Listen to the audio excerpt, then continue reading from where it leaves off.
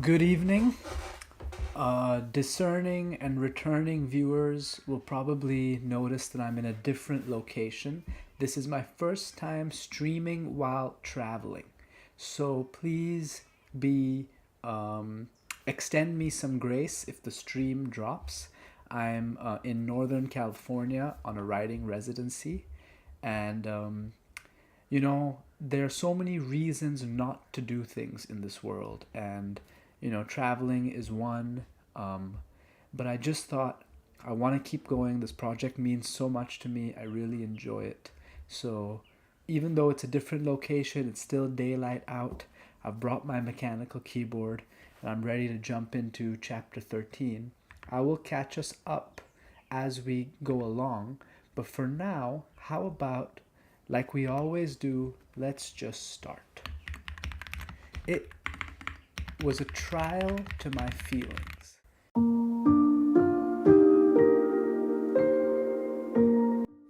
So already I'm seeing some differences than when we do this in the previous location, which is Scrivener is auto suggesting words for me to autocomplete. We don't want that. I'm going to try and type every word for word. That's the point of this project. Just to remind our viewers, Miss Havisham has instructed Pip to, bring Joe to see her, and that she will complete some formality and Pip will begin his apprenticeship as a blacksmith. So that is the context which to start chapter 13. And every time you want to create disharmony between a character and their setting. Janet Burroway, in her classic book Writing Fiction, says whenever there's disharmony between character and setting, that is the makings of a narrative. You already have a story right there.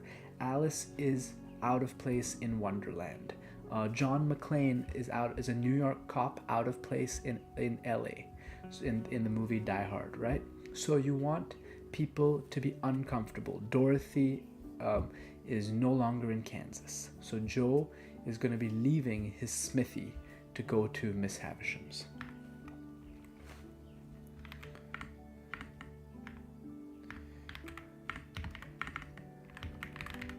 Yet taken. So a little bit of build up to Joe going to Miss Havisham's.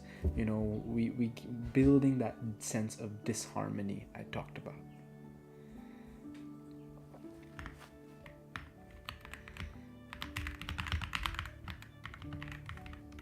So this is just some idiom, I presume, but Joe is immediately deferential in the presence of someone born to a higher class than he.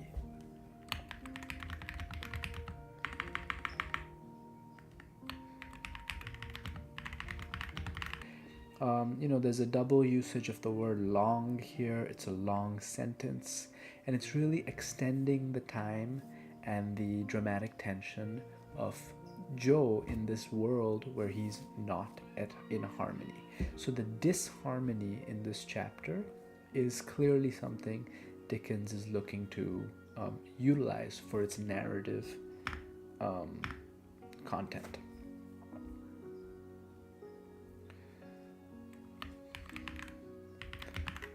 Yeah, I'm experimenting with writing some paragraphs and talking after, and then writing as I talk. So just trying different A/B testing, see which works, which people prefer. Ruffled, and his mouth opened as if he wanted a worm.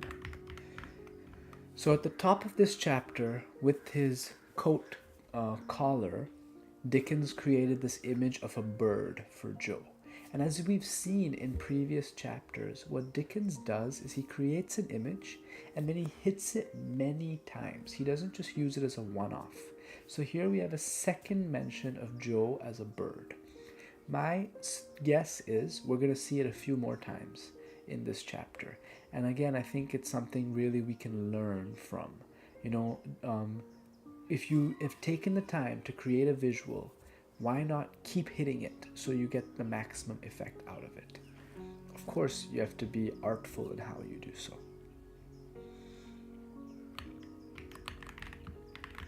You are the husband. Repeated. So I wonder if this is a class thing, like not addressing a lady directly, and perhaps Joe is being excessively formal and deferential.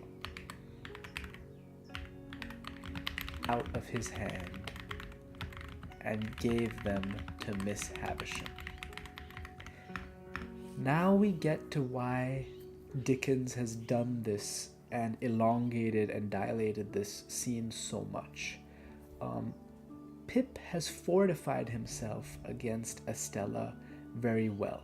He's practicing hiding his commoner roots, and he's trying to class up. But Estella, being so coached, she knows how to look for a weak spot, and here Pip's love for Joe presents itself as a weak spot. And so Pip is ashamed because Joe, being who he is, a person of such integrity, cannot really conceal who he is. So now we understand why, okay, he thought, how can I deepen and dramatize the Pip-Estella dynamic? I'll bring in Joe. That's a source, that's a hamartia, that's a weakness of Pip's.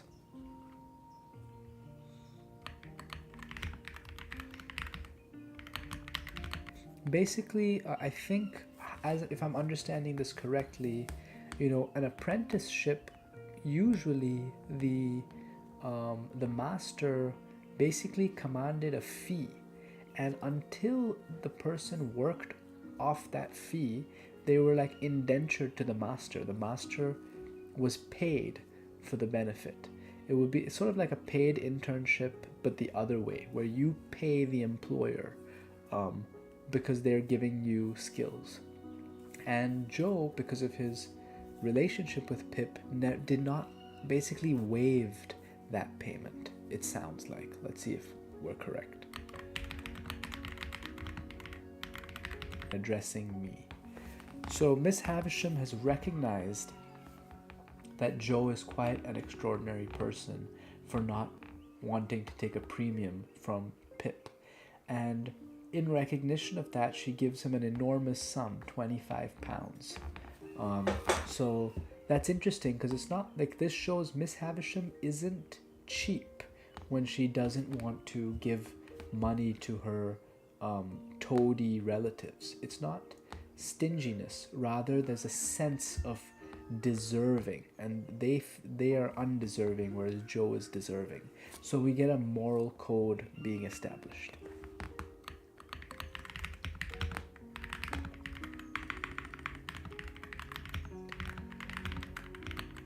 But Dickens, even in this sort of reward moment, he keeps his characteristic humor with Joe continuing to address Pip. "This is very liberal on your part, Pip," said Joe. Sensational and able to walk again. So he was completely floored, and there was a lot of time dilation to allow for the moment to really hit. Because I'm in a rural area, I'm sure you guys can hear the roosters crowing. It's definitely a very fun environment to do a live stream, especially like normally it's dark, it's night, but here I am and it's light out and the sun is setting, so it's quite a nice environment. I have reason to think that Joe's intellects in conference with that detested seedsman. Remember, Pumblechook and Mrs. Joe, they've been quite greedy. They're really hoping something comes of this association between Pip and Miss Havisham. So it'll be interesting to see how Joe, who is normally so transparent, how does he play this? What is his subtle and deep design?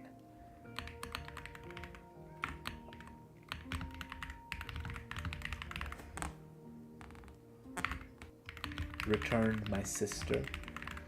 So I think Dickens is really showcasing something valuable here. When you have a plot point, how to squeeze maximum juice out of your lemon. This dramatization, it's also doing characterization, really showing the greed of Pumblechook and Mrs. Joe. Handsome would be the word, returned my sister. Well then, said Joe. My cell. So Pip looks so bad that people think he's being taken to prison. And I think this is a really good moment that Dickens has constructed, where the moment of Mrs. Joe and Pumblechook's triumph is actually a moment of low agency and lack of freedom and not being seen as a full person for Pip. I think that's really good in writing when the same moment is experienced differently internally by different characters.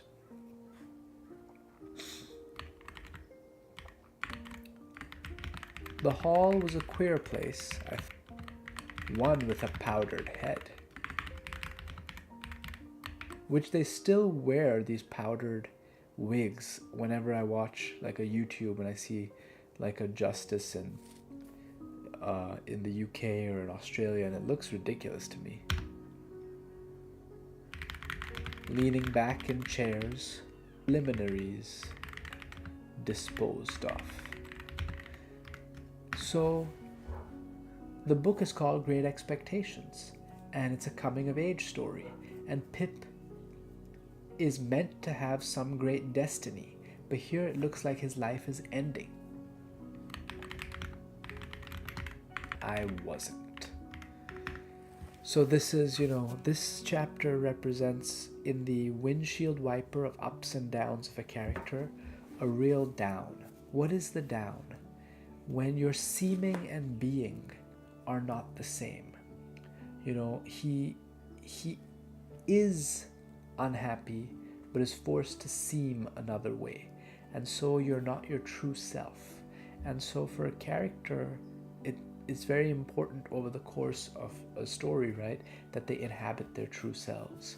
And here we see Pip in deep internal disharmony. However, straight his remarks. So Pip is literally reduced to an object of display, a tool. And I think in a story, you want your character to move from low agency to high agency, to have more power. And here we see Pip with so little power. It's a really great chapter because we're in the middle of the book now. So you want to have windshield wiper ups and downs, and this is a real down.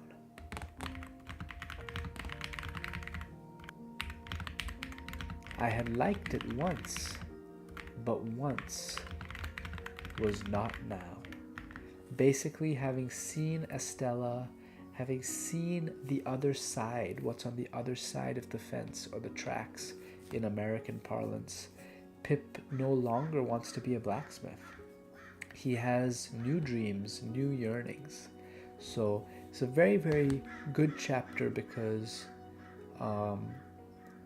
it's setting some seeds, right? Setting the seeds of future humiliation at the hands of Estella. He was, the money, it can be construed as an insult, right? Like, we didn't really have a friendship. You were just a paid commoner. So that's setting things up.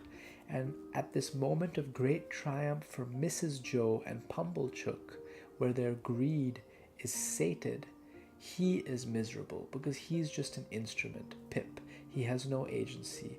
And the great expectations don't seem so great at the minute. He's just going to be a blacksmith. But it was very fun to do this in a different environment. The allergies are sort of clogging up my sinuses, so apologies if I sound congested. But I will continue with chapter 14. Thank you all for your time. Have a lovely rest of the evening, and if you're watching this in the future, have the lovely rest of whatever time of day it is.